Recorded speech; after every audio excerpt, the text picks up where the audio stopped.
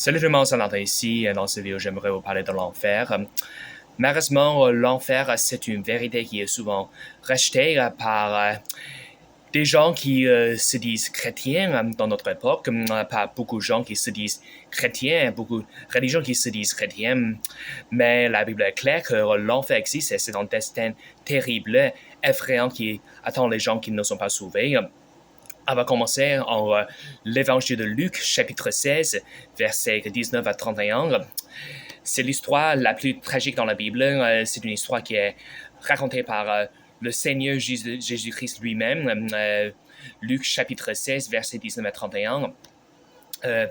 Il y avait un certain homme riche qui était vêtu de pourpre et de fin lin et qui vivait pompeusement chaque jour. Et il y avait aussi un certain mendiant nommé Lazare, lequel était étendu à sa porte, tout couvert d'ulcères, et désirant de se nourrir des miettes qui tombaient de la table de l'homme riche. De plus, les chiens venaient lécher ses ulcères. Donc, nous voyons ici deux hommes. L'un d'entre eux, le premier, c'est un homme riche qui vivait pompeusement, qui vivait bien, mais l'autre s'appelle un homme pauvre qui s'appelle Lazare. Et lui, il est malade, que les chiens venaient lécher ses ulcères, des blessures sur sa peau. Verset 22, il arriva que le mendiant mourut et fut porté par les anges dans le sein d'Abraham. L'homme riche mourut aussi et fut enterré. Et en enfer, il lève ses yeux, étant dans le tourment, et voit Abraham au loin et Lazare dans son sein. Et il s'écria et dit, Père Abraham, aie miséricorde envers moi et envoie Lazare afin qu'il puisse tremper dans l'eau le bout de son doigt et rafraîchir ma langue, car je suis tourmenté dans cette flamme. Mais Abraham dit, Fils, souviens-toi que pendant ta vie, tu as reçu des bonnes choses, et de même Lazare, les mauvaises choses, mais maintenant, il est consolé et toi, tu es tourmenté. Et en plus de tout cela, il y a un grand gouffre établi entre nous et vous, de sorte que ceux qui voudraient passer d'ici à vous ne le peuvent, ceux qui voudraient passer de là jusqu'à nous ne le peuvent non plus. Alors il dit, je te prie donc, Père, que tu l'envoies à la maison de mon père, car j'ai 5 frères, afin qu'ils puissent le témoigner, de peur qu'il ne vienne aussi dans ce lieu de tourment. Abraham lui dit, ils sont Moïse et les prophètes, qui les entend. Et il dit, non, Père Abraham, mais si quelqu'un va d'entre les morts vers eux, ils se répandiront. Et il lui dit, s'ils n'entendent pas Moïse et les prophètes, ils ne seront pas non plus persuadés, même si quelqu'un ressuscitait d'entre les morts. Et donc, cette histoire, c'est la plus tragique dans le Bible. Elle est racontée par Jésus-Christ lui-même. Qu'est-ce qu'on voit dans ce passage? Luc chapitre 16, verset 19 à 31, nous voyons ici que après la mort, il existe deux options. Soit qu'on va au paradis, au ciel, ou soit qu'on va en enfer, dans le lieu de tourment. Et pour le cas de l'homme riche, il est allé en enfer pour se faire tourmenter pour toujours. Et il dit en verset 24, Père Abraham, aie miséricorde envers moi, envoie Lazare afin qu'il puisse tremper dans l'eau le bout de son doigt et rafraîchir ma langue, car je suis tombé dans cette flamme. Et nous voyons ici que l'enfer, c'est un endroit de tourment. Il y a beaucoup de gens qui croient qu'en enfer, je ferai la fête, c'est une fête, c'est génial, c'est cool, mais non, selon la Bible, l'enfer, c'est un lieu de tourment, c'est un lieu effrayant qui attend toute personne qui n'est pas sauvée. Et de plus, on voit ici que l'homme riche possède en mémoire, il se souvient de tout ce qu'il avait sur la terre, y compris sa richesse et ses 5 frères. Verset 25, c'est Abraham qui dit, Fils, souviens-toi que pendant ta vie, tu as reçu des bonnes choses, et de même Lazare, les mauvaises choses, mais maintenant il est consolé, toi, tu es tourmenté. On voit ici en verset 26 qu'il existe un grand gouffre établi entre nous et vous, entre les deux. Pour ceux qui ne savent pas, comme j'ai déjà mentionné, dans l'Ancien Testament, toutes les personnes sauvées de l'Ancien Testament ne sont pas allées au ciel directement. Ils sont allés au paradis qui se situe dans les parties les plus basses de la terre, dont j'ai déjà parlé dans d'autres vidéos. C'est le paradis. Le paradis, c'est là où Jésus est allé après sa mort sur la croix, avec la lance sur la croix, comme nous avons vu en Luc chapitre 23, verset 43. Mais c'est une autre vidéo, c'est une vidéo que j'ai déjà faite il y a quelques semaines. Mais une fois que vous êtes allé en enfer, c'est trop tard. Il n'y a pas d'évasion, il y a pas d'évasion, il n'y a pas de soulagement. L'homme riche, il n'a demandé qu'un coup d'eau, même ça, ce n'était pas possible. En enfer, en verset 24, l'homme riche, il crie, Père Abraham, aie miséricorde envers moi avoir Lazare, afin qu'il puisse tomber dans l'eau le bout de son doigt, rafraîchir ma langue quand je suis tombé dans sa flamme. Ici, il demande qu'un peu d'eau, mais même ça, c'est pas possible. C'est pas possible. Tournez vos Bibles, s'il vous plaît, en Marc chapitre, l'évangile de Marc chapitre 9, verset 43. C'est ici où Jésus parle de l'enfer. C'est triste qu'il y a un grand nombre de personnes qui se disent chrétiens qui ne croient pas en enfer. La vérité, c'est que si vous ne croyez pas en enfer, vous n'êtes pas sauvé. Parce que pourquoi? Parce que si vous ne croyez pas en enfer, vous ne croyez pas que vous avez besoin d'être sauvé. Parce que si l'enfer n'existe pas, le salut n'existe pas. Si l'enfer n'existe pas, on n'aurait pas besoin de croire en Jésus. Jésus ne serait pas mort sur la croix. Si l'enfer, si le destin qui attend les personnes non sauvées, c'est juste la disparition éternelle, pourquoi est-ce que Jésus est allé sur la croix pour souffrir une mort terrible, une mort douloureuse? Il y a une raison. En Marc, l'évangile de Marc, chapitre 43, chapitre 9, verset 43 à 48, Jésus dit, « Si ta main t'offense, coupe-la, il vaut mieux pour toi d'entrer dans la vie estropié, que d'avoir deux mains et aller en enfer dans le feu qui ne sera jamais éteint, où le ver ne meurt pas, où le feu ne s'éteint pas.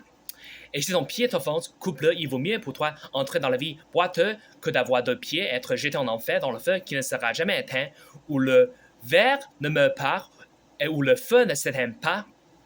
Et si ton œil offense, arrache-le. Il vaut mieux pour toi entrer dans le royaume de Dieu n'ayant qu'un œil que d'avoir deux yeux, être jeté dans l'enfer de feu, où le ver ne meurt pas et où le feu ne s'éteint pas. Et donc, c'est ici que Jésus dit que si ta main t'offense, si ta main te pousse à pécher, si ton pied te pousse à pécher, si ton œil te pousse à pécher, coupe-la, arrache-le, parce qu'il vaut mieux être handicapé dans sa vie que se faire jeter en enfer, où le ver ne meurt pas, où le feu ne s'éteint pas. Encore ici, on voit que l'enfer, c'est pour toujours, c'est éternel, c'est pour toujours, c'est à jamais. Que le tourment en enfer ne s'arrêtera jamais. C'est ce que nous avons déjà vu en Luc chapitre 16, que une fois que vous êtes en enfer, c'est trop tard, c'est éternel. C'est à jamais, c'est pour toujours. Le tourment en enfer ne s'arrêtera jamais. C'est pour ça que Jésus a dit qu'il vaut mieux être handicapé dans cette vie que se faire jeter en enfer pour toujours. Et ici, on voit clairement dans ce passage que le tourment en enfer, c'est pour toujours. Où le ver ne meurt pas, où le feu ne s'éteint pas. Le ver ne meurt pas, le feu ne s'éteint pas. Le feu, c'est pour toujours. Le feu qui tourne les gens en enfer, on a vu que en Luc chapitre 16 que le feu en enfer, c'est pour toujours. Que les gens qui sont en enfer, ils se font tourmenter, ils sont tourmentés par la flamme, par le feu. Où le ver ne meurt pas. Mais qu'est-ce que ça signifie, le ver? Le ver. Tournez vos Bibles, s'il vous plaît. Apocalypse ou Révélation, chapitre 9, la fin du temps. Premier verset, le cinquième ange sonna et je vis une étoile tomber du ciel sur la terre et on lui donna la clé de la fosse sans fond et il ouvrit la fosse sans fond et il s'éleva une fumée hors de la fosse. La fosse, c'est l'enfer, comme la fumée d'une grande fournaise, et le soleil et l'air furent obscurcis à cause de la fumée dans la fosse. Et il sortit de la fumée des locusts sur la terre, et il leur fut donné pouvoir comme les scorpions dans la terre ont du pouvoir, et il leur fut commandé qu'elles ne détruisent pas les bâches de la terre, ni aucune verdure, ni aucun arbre, mais seulement aux hommes qui n'ont pas le sceau de Dieu dans le front. Et il leur fut donné qu'elle ne devait pas les tuer, mais qu'ils devaient être tourmentés durant 5 mois. Et le tourment était comme le tourment d'un scorpion lorsqu'il pique un homme. Et en ces jours-là, les hommes chercheront la mort et ne la trouveront pas, et ils désireront mourir, et la mort s'enfuira d'eux. Et la forme des locustes était semblable à des chevaux préparée à la bataille. Sur la tête était comme des couronnes semblant être en or, et le visage était comme des visages dont elles avaient des cheveux comme des cheveux de femme, et le dents étaient comme des dents de lion, et elles avaient des cuirasses comme des cuirasses de fer, et le prix de leurs ailes était comme le prix des chariots titrés par beaucoup de chevaux courant à la bataille. Et elles avaient de queues semblables aux scorpions. Il y avait des aiguillons dans le queue. Et le pouvoir était de blesser les hommes durant 5 mois. Et donc, ça, c'est la fin du tome. La cinquième trompette. En Révélation au Apocalypse chapitre 9, verset 1 verset 1 à verset 10. C'est ici, qu'est-ce qu'on voit ici? Ici, on voit que un grand nombre de locustes sortent de l'enfer. En fait, il y a des animaux effrayants. Jésus dit qu'en enfer, le ver ne meurt pas, le feu ne s'éteint pas. Mais qu'est-ce que ça signifie? Le ver ne meurt pas. Ça veut dire qu'il existe des animaux effrayants en enfer qui tourmentent les gens. Et dans ce passage, on voit qu'à la fin du temps, des locustes sortiront de l'enfer pour tourmenter les gens sur la terre. Encore, en verset 2, l'ange ouvrit la fosse sans fond et il s'éleva une fumée hors de la fosse. D'où vient cette fumée? C'est du feu qui est en enfer, de la flamme qui est en enfer, hors de la fosse, comme la fumée d'une grande fournaise, et le soleil et l'air furent obscurcis à cause de la fumée dans la fosse.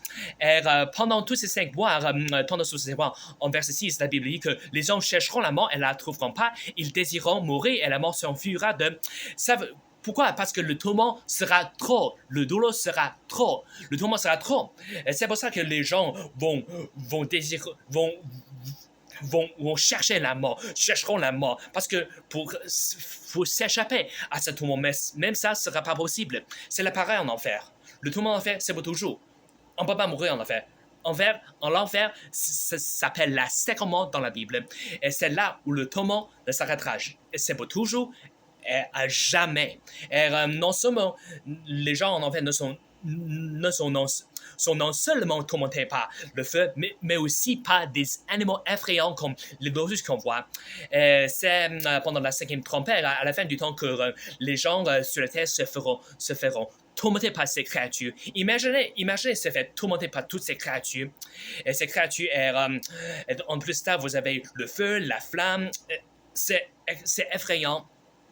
Je peux pas dire à quel point c'est effrayant de se faire tourmenter comme ça, de se faire tourmenter par le feu, la flamme, et aussi des animaux effrayants, des animaux extrêmement effrayants qui sont comme des scorpions qui tourmentent les gens.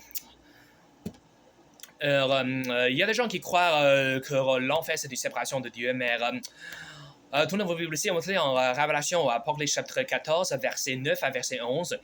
Et le 3e ange les suivit, disant d'une voix retentissante, si un homme adore la bête et son image et reçoit sa marque dans son front ou dans sa main, celui-là boira du vin du courroux de Dieu, lequel est versé sans mélange dans la coupe de son indignation. Il sera tourmenté dans le feu et le soufre, en la présence des singes et en la présence de l'agneau.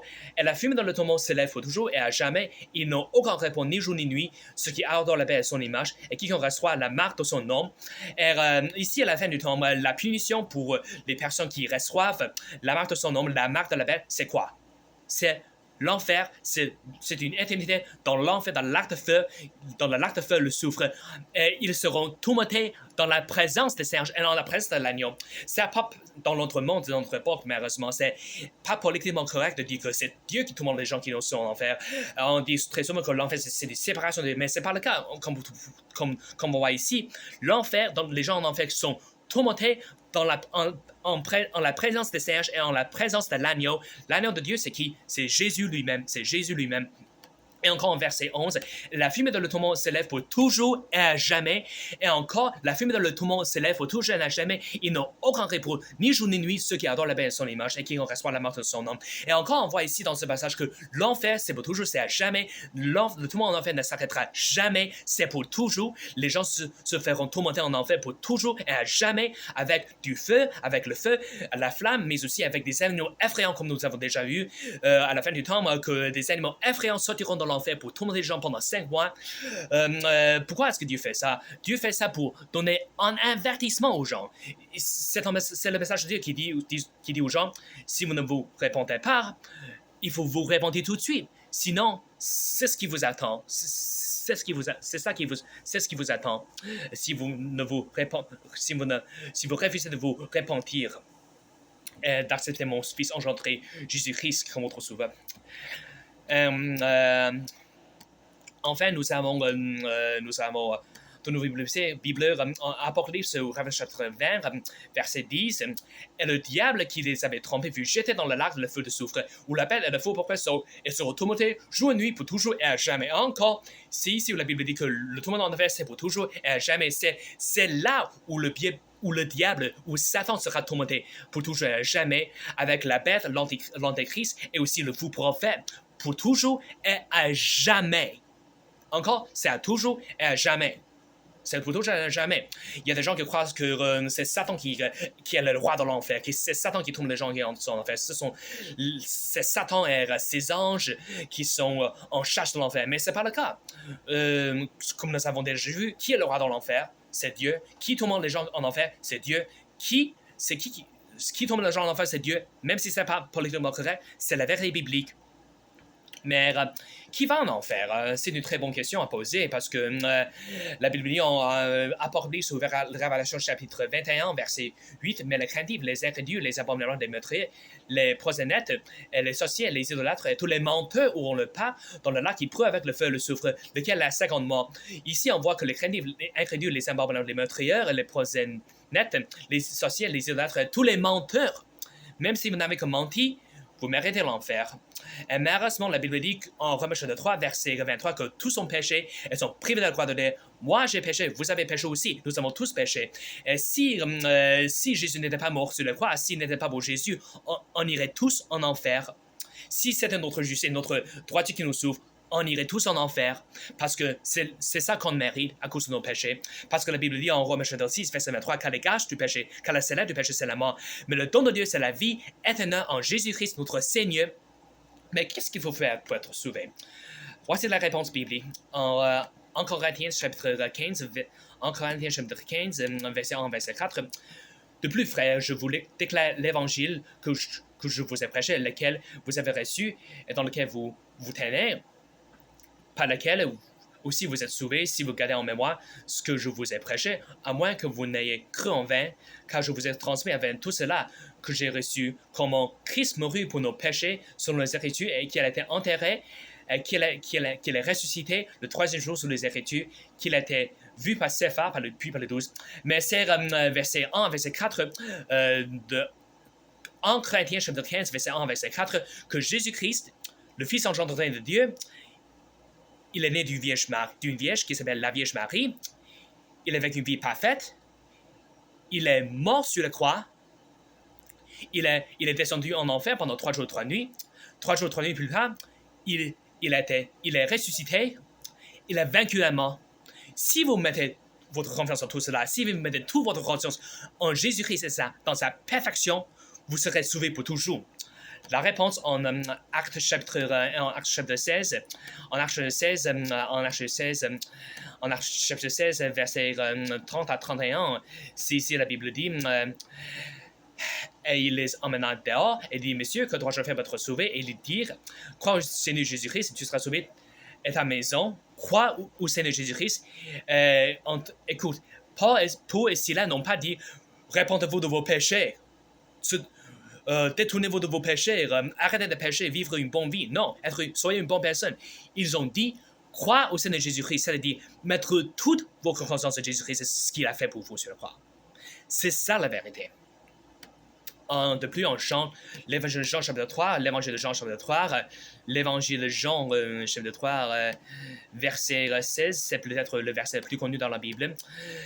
Car Dieu a aimé tant le monde qu'il donna son seul fils engendré, afin que quiconque croit en lui ne périsse, mais qui a la vie éternelle, car Dieu n'a pas envoyé son Fils dans le monde pour condamner le monde, mais afin que le monde, par son intermédiaire, puisse être sauvé. Celui qui croit en lui n'est pas condamné, mais celui qui ne croit pas est déjà condamné, parce qu'il n'a pas cru dans le nom du seul Fils engendré de Dieu. En verset 36, celui qui croit au Fils a la vie, c'est éternel, mais celui qui ne croit pas le Fils ne verra pas la vie, mais le cours de Dieu demeure sur lui.